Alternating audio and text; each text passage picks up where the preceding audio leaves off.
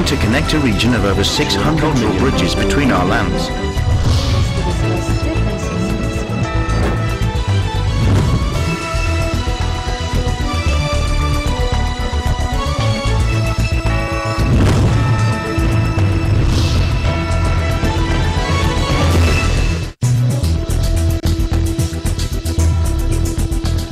Welcome to ASEAN in Focus Weekend Edition. I am Dr. Kaloy Tabunda from the Development Academy of the Philippines. The Foreign Service Institute, or FSI, is part of the Department of Foreign Affairs and was formally established under Presidential Decree 1060 on December 9, 1976. With the promulgation of Republic Act 7157, or the Philippine Foreign Service Act of 1991, the mandate of the Institute was revitalized and expanded as follows. The Institute, through its academic, training, research, information, publication, systems development, and other programs shall serve as a center for the development and professionalization of the career core of the Foreign Service of the DFA and other government agencies which have offices and employees assigned abroad. It shall maintain the Center of International Relations and Strategic Studies, or CIRSS, and shall otherwise function as a research institution on issues and problems with foreign policy implications. Today, in ASEAN in Focus Weekend Edition, we are very much honored to have as guest no less than the Institute's Deputy Director General, Julio S. Amador III, who will shed light on FSI's activities as well as those related to ASEAN matters. Mr. Amador was appointed as Deputy Director General by President Benigno Aquino III on June 4, 2014, upon the nomination of the FSI Board led by Secretary Albert F. Del Rosario. Mr. Amador was a Fulbright Scholar at the Maxwell School of Citizenship and Public Affairs of Syracuse University, where he earned a Certificate of Advanced Studies in Security Studies and a Master of Arts in International Relations. He earned his BA in Public Administration from the University of the Philippines. Deputy Director General Amador received an Australian Leadership Award to attend an intensive training program at the University of Queensland Asia-Pacific Center for the Responsibility to Protect. He was also an Asian Studies Visiting Fellow at the East-West Center in Washington and has given lectures and presented papers in academic and policy conferences in Australia, the US, Canada, the UK, Europe, and Southeast Asia. He was supporting expert to the East Asian Vision Group 2 and was Dame Gillian Sackler World Leadership Forum Fellow at the World Leadership Forum in 2013. Welcome to the program, Director Julio Amador. Thank you, Dr. Tabunda. So we're schoolmates from the University of the Philippines National College of Public Administration and Governance. Yes, we are. Before we go further, what is this University of Queensland Asia Pacific Center for the Responsibility to Protect? What is this? Well, the United Nations adopted this concept called the responsibility to protect, which is essentially the protection of nation states against what's considered very heinous crimes, no? Such as crimes against humanity, ethnic cleansing, genocide, and other war crimes. So essentially it means that if states fail to protect their citizens, their peoples from these war crimes, then at some future event, the international community must be able to come in. However, it has several aspects to it, which means we must help nation states prevent, in fact, the commission of these war crimes. So it's still a very much disputed concept within the international and even the scholarly community. Okay, so this is based in Queensland, Australia. Yes, it was an intensive program for several government officials. Okay. You are the Deputy Director General of FSI, and FSI is the training institute for diplomats. Yes, it is. But just to clarify, it has two main functions. No? The first is the training function, of course, which is essentially to provide a continuing professionalization program for not only for the officers but also for the staff of the Department of Foreign Affairs, as well as for those attached agencies who send officials abroad, like attaches, labor, defense, intelligence attaches, and the like. Now, the second function mandated under Republic Act 7157 is providing policy and research advice and support to the Department of Foreign Affairs and its various offices. The institute maintains the Center for International Relations and Strategic Studies, which has several sections under it that deal with traditional security issues, non-traditional security issues, and area studies such as Southeast Asia, the United States, China, Japan, as well as international organizations such as ASEAN and the UN. Now, just to highlight, Sears was named by the Lauder Institute of the University of Pennsylvania as one of the top-ranking think tanks in international relations in Southeast Asia and the Pacific. Okay, wow. Okay, being a diplomat is, carries with it a very prestigious reputation. So how does one become a diplomat? For example, I'm a fresh graduate from college and I intend to become a diplomat. So how can I enter? The diplomatic corps through FSI? Well, just also to make it clear, I am not a diplomat myself. Okay. At least you're training diplomat. I am an analyst by profession, and I also teach international relations on the side. But essentially, every diplomat who passes the Foreign Service Officers exam, which is reputed to be one of the toughest exams in the Philippines, must pass through FSI, because under the law, they must undergo what is called the Foreign Service Officers Cadetship course, which is a one-year program, 6 months of which are intensive classroom and workshops at the FSI, and 6 months again of on-the-job training with the Department of Foreign Affairs. So how do they become diplomats? Well, they have to first take an exam which is composed of several parts. There's a qualifying exam, which is basically an equivalent to the civil service professional exam. These are offered only to college graduates? Yes. Okay. And of course, then after that, you need to take a written initial interview exam, and then a written exam in world history, Philippine politics and governance, international economics, and a language examination. And then after that, you need to pass through, I think, you need to pass through an oral examination, which is essentially group dynamics, and of course, where we give some extemporaneous remarks in a dinner organized by the Board of Foreign Service Examinations, and after which you have to pass through a psychological exam. Which is very important. Which is very important, because of course you are trying to recruit the best and the brightest into the service. So these are young, actually, most of them are fresh from college. Not necessarily, because being a Foreign Service officer will require some degree of maturity. Okay. So the Department of Foreign Affairs has been strengthening its standards in terms of who gets to pass the exam. I would believe right now that there is a requirement that you must at least have 2 years experience, and you are encouraged to acquire an advanced degree before you enter the service. This is part of developing the professionalization of the Corps of Foreign Service Officers. Any age requirement? I think there's no age requirement, but the median age for the past years have been around 25. Okay. So they enter through a cadetship. How long is this cadetship program? So once they pass the exam, they must be appointed by the president to get their commission. So it's called a commission. They get a commission, and then when they are commissioned, they have to swear, of course, an oath of office, and then they are given to us to train for 6 months. And so the cadetship exam is the equivalent of passing through a management development program in the corporate sector. In fact, you might notice that it takes, it's actually quite a short program, considering that the responsibilities of a diplomat are quite huge.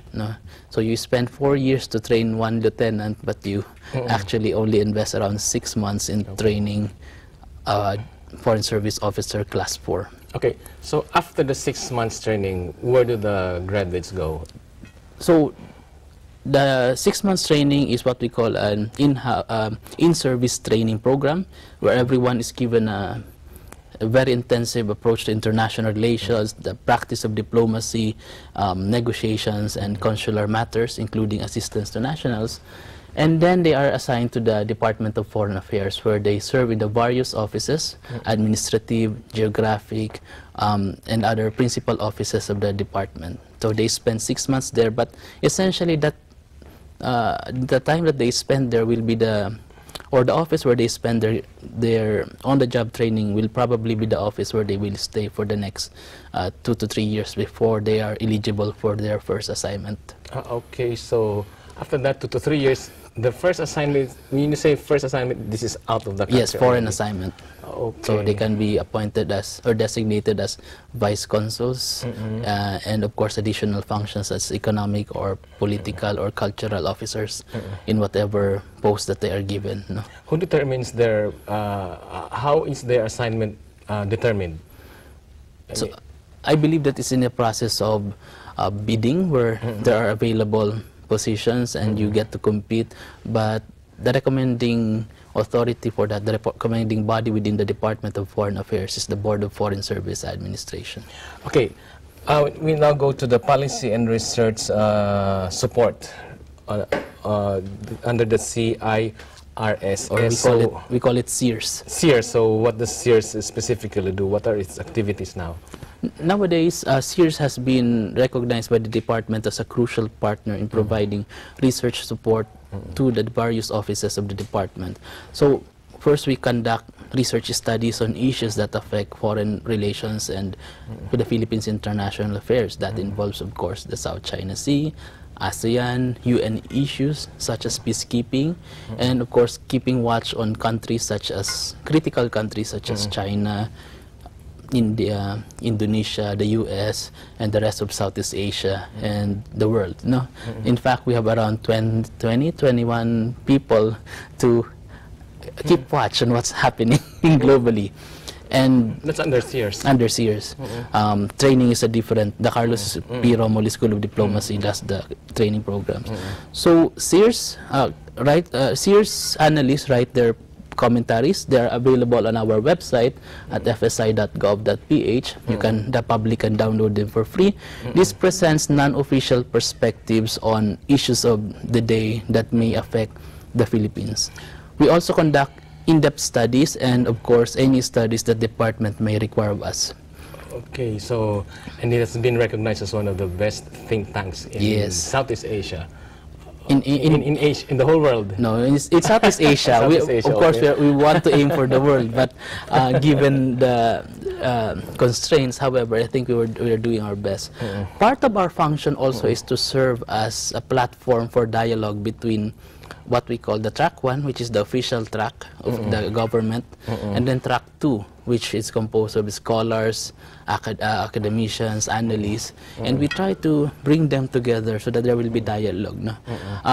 We have 2 main avenues for public interface. The first is what we call the Mabini Dialogue series. This is named after Apolinario Mabini, the first Foreign Affairs Secretary of the Philippines. Oh, can you please repeat that for the sake of our viewers who do not know that yet? Apolinario Mabini is recognized as the first Foreign Affairs Secretary of the Philippines. Okay, and so we remember that. And so we named the program after him. It is where we bring experts from the academe or from other embassies or foreign ministries abroad, and they come here and they share their perspective on various issues. So we've had experts on U.S. foreign policy, international health, climate change, ASEAN, the UN, regional security, and other issues, and they give a short talk, and then there's a Q&A. I think people in government appreciate these opportunities for briefings. Actually, I've attended several Mabini Dialogues already. And then the second one is what we call the Mangrove Forum on International Relations. Now, the Mangrove Forum on International Relations is our high-level foreign policy forum. Why mangrove? I am glad you asked that, because that was also one of the questions that were asked when we first proposed this. People were thinking, is that an environmental program? But we said no, because if you look at the structure of or the ecosystem of a river, it always ends up in a mangrove area. No? So the mangrove area is where the river meets the sea, no? And that creates synergies, that opens up nutrients. That is a whole ecosystem by itself. And mangroves sustain life. No? So for us, well, I will leave it up to you where you will describe the government as the river or is it the sea. For us, a mangrove is like the FSI, no? Where we encourage people from all sectors to come to a dialogue on matters affecting our foreign relations. And we hope that by such dialogue, by such discussions, we will come up with new ideas. We will sustain the discussion, because what enriches policy is always an exchange between the practitioners and the academic experts. So these events are advertised. So how can, for example, I want to attend a Mabini Dialogue or a Mangrove Forum. How do I get to know the schedules? So the Mangrove Forum is generally open to the public. It's advertised. It's advertised on our website and our Facebook page. So please visit FSI Philippines on Facebook and also Twitter if you want to get the latest. And it is advertised, and we invite everyone to join and register and then join. But for the Mabini Dialogues, it can be a closed-door event, because sometimes there are sensitive issues that may be discussed, and sometimes an expert is not willing to face the public because he might be sharing some information that may not be relevant to the general public, but may be very useful for those in the government. So I would like to repeat, the Mangrove Forum is open to the public, and it's advertised in your website, in your Facebook fan page. So those who are interested to attend any of these activities, it's open to the public, the Mangrove Forum. Okay, when we come back, we will talk about FSI and its activities related to the ASEAN Community Building. We'll be back.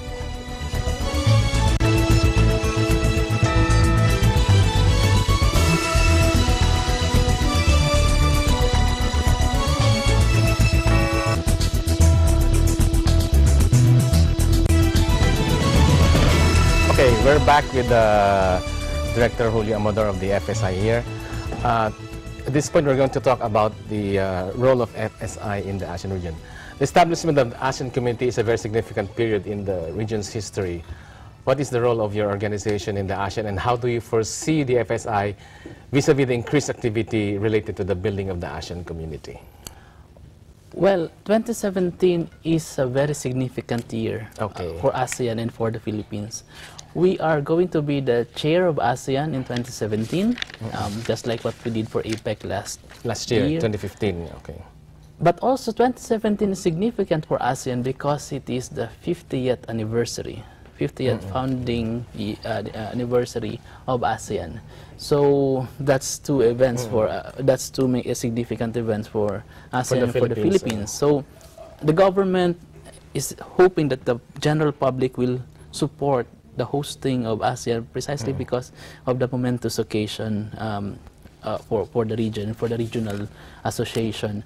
Now, what is FSI doing? We are going to support the aims of the Department of Foreign Affairs in promoting ASEAN, primarily, of course, to the general public. That's why we conduct briefings on ASEAN.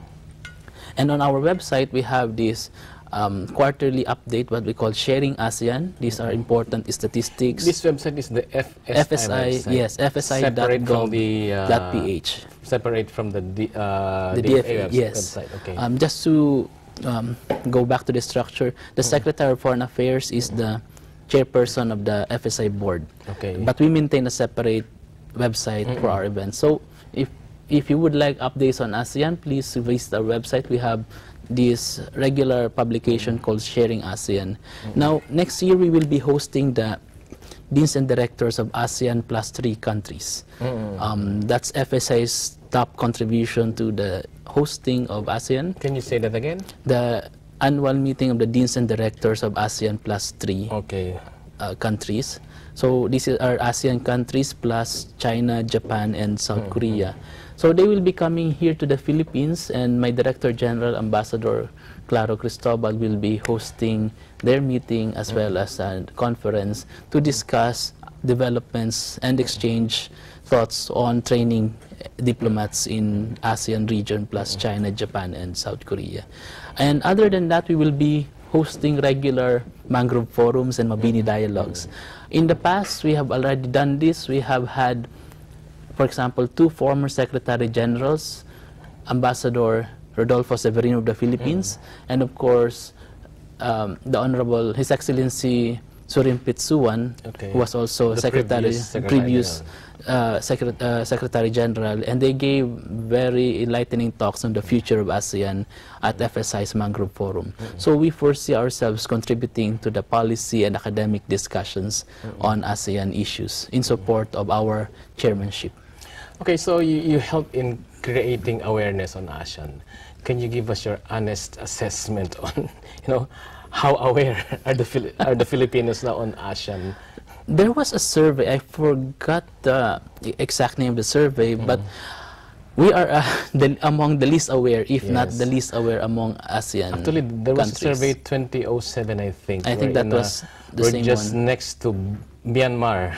And you can excuse Myanmar for Yes, being you can excuse Myanmar. unaware. But that was 9 years ago. So do you think, is there a new survey on awareness? I am not aware, but last year alone, we had to do a lot of briefings in government agencies, in universities, in various forums on ASEAN. And it's not even a question of, what are our plans, what are our contributions. The question is, what is ASEAN? Yes. Which, well, it is quite sad because it tells you about the state of awareness. But I think it's also, I would prefer to look at it as an opportunity, and I would like to congratulate your network for giving attention to ASEAN. Thank you very much. Please, well, We accept the credit. we always try to keep note of those institutions which provide ASEAN awareness, and I think you are one, if not the only. Actually, we are the only network which have a radio and a TV program devoted solely to ASEAN matters. So I think this is a great contribution to ASEAN awareness, and I hope people will be more aware about ASEAN, because in time, ASEAN may be moving slowly, but in time we will see quite a lot of developments in the region. Just look at us. We are a region of around more than 600 million. No? One of the largest economies in the world combined. We are now the fourth largest, I think, several years from now, we will be the fourth largest economy. Yes, in the whole precisely. world. And more or less our domestic policies at some point in the future will have to align with our agreements at the region. And the region alone, there are a lot of issues that need to be discussed. No? Labor migration issues, cooperation on climate change, pandemic issues, health issues. So I think awareness, we are so far behind, but it doesn't mean that we should not continue this process of making people aware of ASEAN as a regional community. And one of the sad things now, it's campaign season for the presidential and local elections, and ASEAN is not even in the in the antenna of any of the candidates. So what can you say about this? Well, I'm a government employee, so I can't say anything particularly about the candidates, but let me point out that whoever wins the election will be the chair of ASEAN, will head the Philippines in its chairmanship of ASEAN. So whoever is elected and sworn in at in June, he will have to lead the preparations and the chairing of ASEAN in 2017. So he barely has 6 months to move the process forward. And as you well know from APEC, this is not just a simple thing. There are a lot of preparations involved, both in the operational side and the substantive side. So who should be taking lead in creating this awareness? Well, according to the setup in ASEAN, your information agencies should be taking the lead in making people more aware. But I think that has to be integrated with educational, with what the Department of Education does, and even CHED. No? We have a commitment under the previous blueprints to promote ASEAN studies. And by the way, I think you have the sole ASEAN Studies Center in the country. I would like to announce, ladies and gentlemen, that the UERA University has the only ASEAN Studies Center in the Philippines. Compared to other countries. Last week I was in China with the other directors of ASEAN Studies Center, and they told me specifically in Thailand and Indonesia, in Indonesia they have dozens of ASEAN Studies Center. Also in Thailand. Sadly, in the Philippines we only have one. Okay, so that speaks a lot on how we how aware we are and how we value our membership to Yes. the ASEAN community. But it doesn't mean that we don't have experts on ASEAN. We have people like Dr. Carolina Hernandez, Professor Herman Kraft, one of my colleagues at FSI, Professor Rowena Leador, who heads SEERS. These are the people who have the academic background knowledge about ASEAN issues. Government side, we have, of course, Ambassador Severino, officials at the DFA, and various government agencies. But it seems sad that despite a lot of people, in the government and in the academia who know a lot about ASEAN, the awareness about this regional organization, this regional association, is quite low. So I don't know where the problem was, but I prefer to see this as an opportunity for not only for FSI and for Net25, but also for the society as a whole to really engage in a discussion about ASEAN, because that is where our future is going to be. Okay, so what do you think? How should we market ASEAN? How do we make ASEAN a marketable agenda in the Filipinos' consciousness? I always tell my students that we now have two citizenships. No? You are a Filipino citizen, but you're also an ASEAN citizen. And one evidence of this is that whereas before, as you know, international travel is quite a tedious affair. Yes. Nowadays, you just need to book one of those seat sales. Yes. Grab your passport and go to any ASEAN country. You have Without around any visa. 20 to 30 days to roam around, do whatever it is that you like, and then come home. That tells you about ASEAN. That is going to be the future, no? Seamless movement, hopefully, of goods, services, of people. We should expect more foreigners or fellow ASEAN citizens to be here, and for us to be more mobile. I don't know how you're going to make ASEAN more marketable, but essentially we have to do something about it, because I don't even see any move on institutionalizing a basic course on ASEAN in many universities, which has been one of the recommendations by the leaders of ASEAN. Actually, there's an ASEAN University network which I think should attend to this. But I don't feel it so far. I'm also a member of the academy and I don't feel it so far. it has only 3 members for the Philippines, yes. no? UP, De La Salle, and Ateneo, but I think they have to expand that network. And we beat them into establishing the ASEAN Studies Network. Okay, we will talk more on FSI's involvement with building of the ASEAN community when we come back.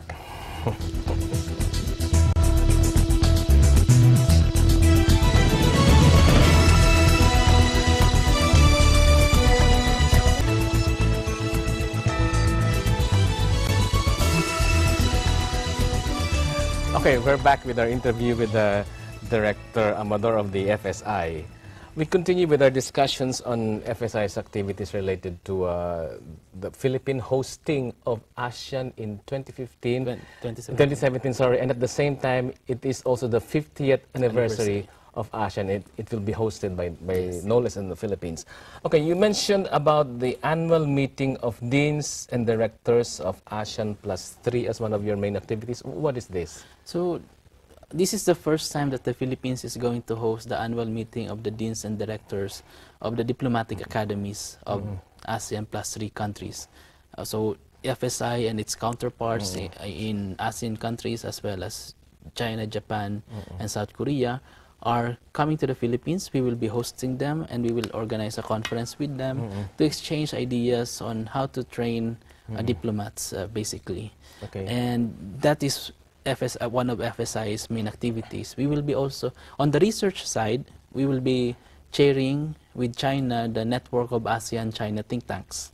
Okay. This is a network of those research and policy institutions that study ASEAN issues and China issues, and we're coming together because this year is the 25th year anniversary of the ASEAN-China Dialogue Partnership. That's one of the activities I attended in China last week. So the 25th, the international conference commemorating the 25th anniversary of the ASEAN-China Dialogue, something like that.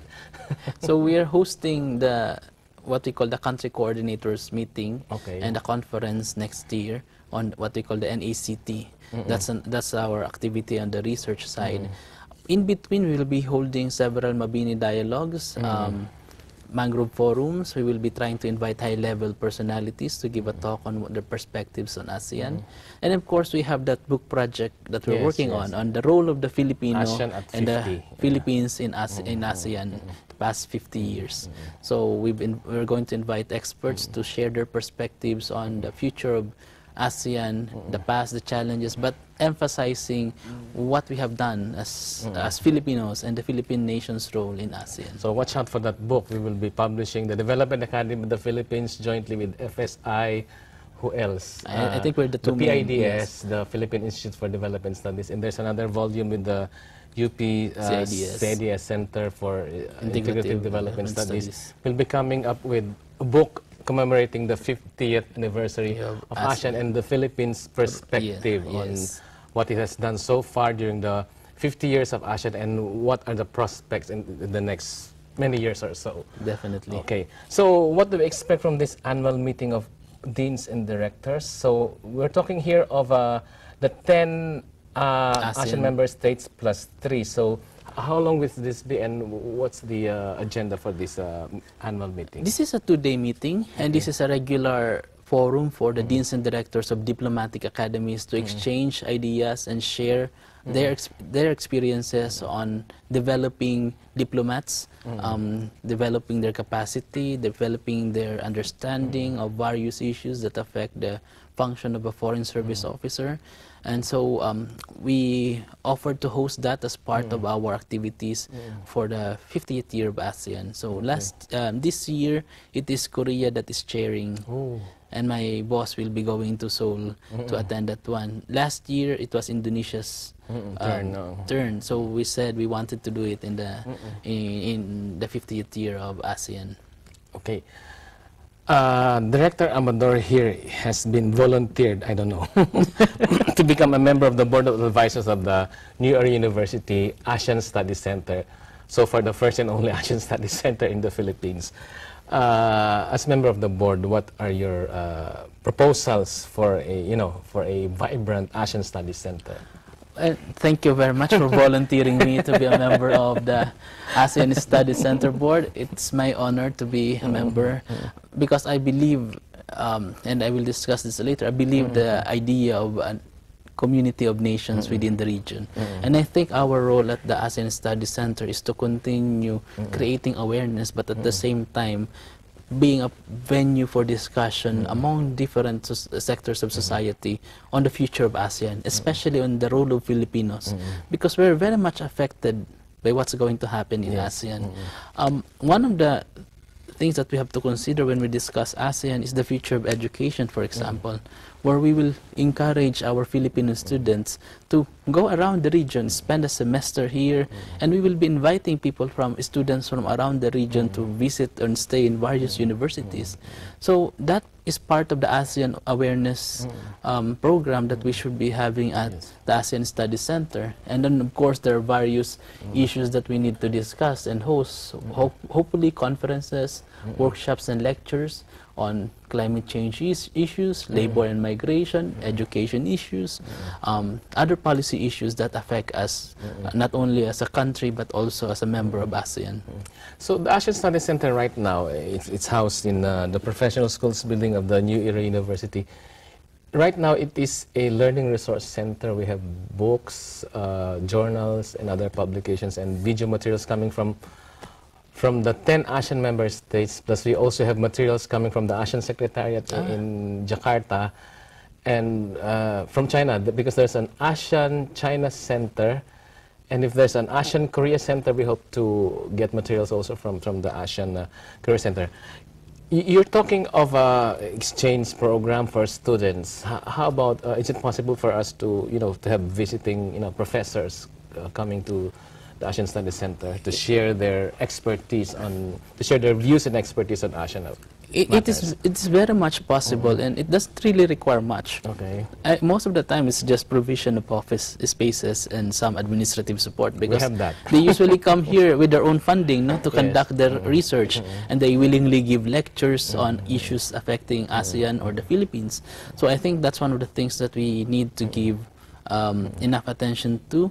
And in this day and age where we always say that resources are difficult to come by, is scarce, then perhaps it's a way for us to work together with not only with FSI but also other universities and say, hey, we have an ASEAN Study Center. Let's share resources. You know, if you have a speaker here, especially because a lot of the major universities are so far from Quezon City, we can offer to organize a lecture here.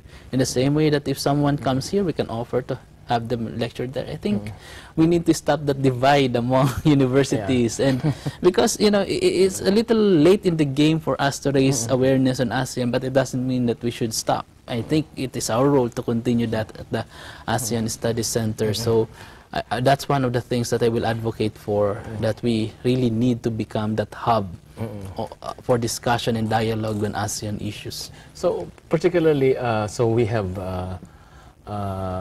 we're scheduling monthly forums for the ASEAN Studies Center. What are the topics you think should be addressed more urgently by the ASEAN Studies Center?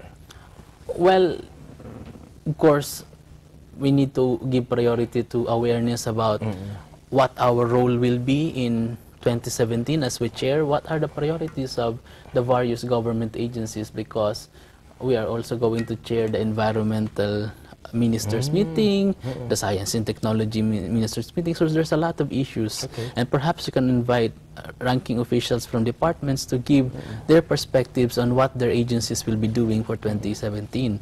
But also I recommend that we invite academic experts from various universities to share their thoughts on ASEAN issues, because really one of the things that is always overlooked is the need to actually have people come together and discuss ASEAN. I've been giving briefings around Metro Manila and generally around the Philippines on ASEAN issues, and it saddens me that that kind of awareness is missing, even in the capital city alone. So that tells you a lot about the gap that exists. And this is not the time for us to be competitive, but this is the time for us to cooperate with each other. And we're offering the ASEAN Studies Center as a venue, as a platform, as a convergence platform where all of these academic institutions can come together to really talk and share on matters related to ASEAN community. Okay, we will continue more with the discussion with the Director Amador here, and our discussions will focus more on the Filipino as a dual citizen. We will be back.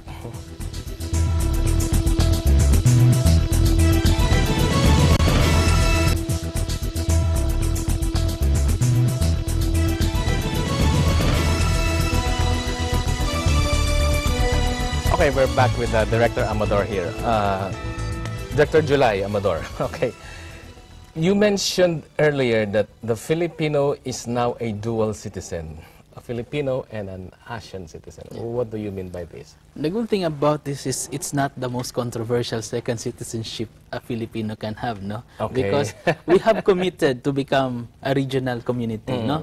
It's an ASEAN community, and therefore you must be a member of that community. By being a Filipino, you're automatically a member of ASEAN. So what I'm saying here is that we need to have a wider focus on identity. We need, you know, the thing about a Filipino is that he has a provincial identity, he has a sub-national identity. You're an Ilocano, a Bicolano, what have you. But now we gain a fourth one, an ASEAN identity. That essentially means that, you know, we are now part of this wider community of nations in Southeast Asia. So we are citizens of ASEAN, and by virtue of being citizens of ASEAN, you gain various rights and, of course, responsibilities. But foremost among these, of course, is the benefit of travel around the region, the benefit of getting advantages that non-ASEAN citizens will have. And the government is negotiating with various other, with the ASEAN member states to make ASEAN really a wider community, or something that welcomes, and community of nations that welcome everyone from Myanmar to the Philippines. The labor no? mobility Yes, aspect. Although education. I think more actions should be done on this, specifically in creating awareness on what labor mobility is. Yes, because even in ASEAN alone, there's a divide. We have labor sending, labor receiving countries, and so we're very much concerned about that. So that's the dual citizenship that we are talking about. No, being a citizen of ASEAN does not take anything away from us. In fact, it only enriches our identity as a as Filipinos, because we are a country that is known to have a lot of identities within us, but now we are getting in touch with those who share our common roots. No? Our common neighbors. Our common neighbors, yes. Our very close door neighbors. Okay, but there are challenges, of course. Yes, one of them is the Philippines sticks out of ASEAN because we are more, whether we accept it or not, we are more focused on America, the United States. We're closer to America culturally than with our closer neighbors. So how do you comment on this? Well, I would say that the Philippines is really a melting pot of cultures. No, there's an argument by an author. I think his book is 1521. He's a foreign author, and he argued that globalization would not have happened, or it would not have gone into that scale without the Philippines. The Philippines seems to be the fulcrum between the new world and the old. No, this is where the Acapulco galleon trade met the trade from mainland China. Yes. So there was an exchange, and Manila was that hub, that fulcrum of globalization. So does it mean that we focus on the U.S. alone? I don't think so. Okay. It's just part of our history, no? And we have taken a lot from the Americans, but we haven't lost our ASEAN-ness, no? Our Asian-ness, or being a member of the Southeast Asian region. I think I would see it more as, it's not a disadvantage. Okay. In fact, we are the window of ASEAN to the rest of the world, because we are the more, you find Filipinos everywhere, right? We are very much cosmopolitans. We are citizens of the world, and we open that up to them. And it also allows us to bring in the U.S. into the region, not because the U.S. wants to be in this region, but because they've always been part of the region. Being a maritime nation, trade passes through us, ships pass through our seas and our waterways. So it should not come as a surprise that the Philippines is facing west and facing east. It is just that. So it should not be seen as something disturbing. In fact, it is always an opportunity for us. Okay, so what are the challenges you see in the Filipino acquiring this real ASEAN identity now? Well, one of the things that I've always believed is that misery loves company, no? And sometimes this region can be miserable because of the natural disasters occurring, no? If a typhoon passes through the Philippines, it inevitably goes through the rest of the ASEAN region. Vietnam, Myanmar, Cambodia. And an earthquake here may send tremors elsewhere. That kind of, condition where we share in facing common challenges should tell us that we cannot be indifferent to people in ASEAN. Say, if there's a rice shortage somewhere in Laos or Indonesia, or there's a drought, or there was an accident, an earthquake, we have seen that in Yolanda, our ASEAN neighbors were the first to send help and assistance. We're among the first to send assistance. And we should see that as an opportunity to be able to be non-indifferent. No? We cannot be indifferent. So if there's something happening there, we have to be concerned, because like most probably, Filipinos will be found in those nations. And we've always had a reputation of being good neighbors. No? So I see that as a way of promoting ASEAN citizenship, is that we look at these common problems. Another common problem, I think another issue that I would like to emphasize is this issue of pandemics, no? Diseases, infectious diseases, which know no boundaries. We had the SARS before. Yes, SARS, and now you have Zika. So, you travel from one airport, after a few hours, you're now in the next one. that tells us that we need to share information. We need to share, or we need to improve our customs, immigrations, and quarantine services. No? We need to share lessons learned. We need to share best practices, because we are confronting common challenges. Resource scarcity, marine environment, the threats to the marine environment, because, for example, coral bleaching is a reality now. Overfishing is a reality. Yes. But we share these resources. And like it or not, there will come a time when, you know, if these resources become scarce, what will happen? Do we fight over them?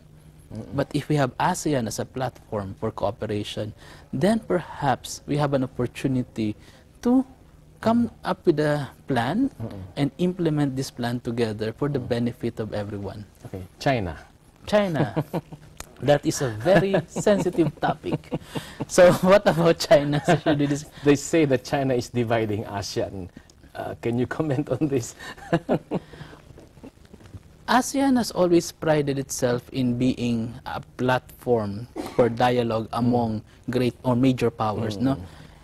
One of its great successes has been to form several mechanisms, such as the ASEAN Regional Forum, where foreign ministers regularly meet to discuss issues.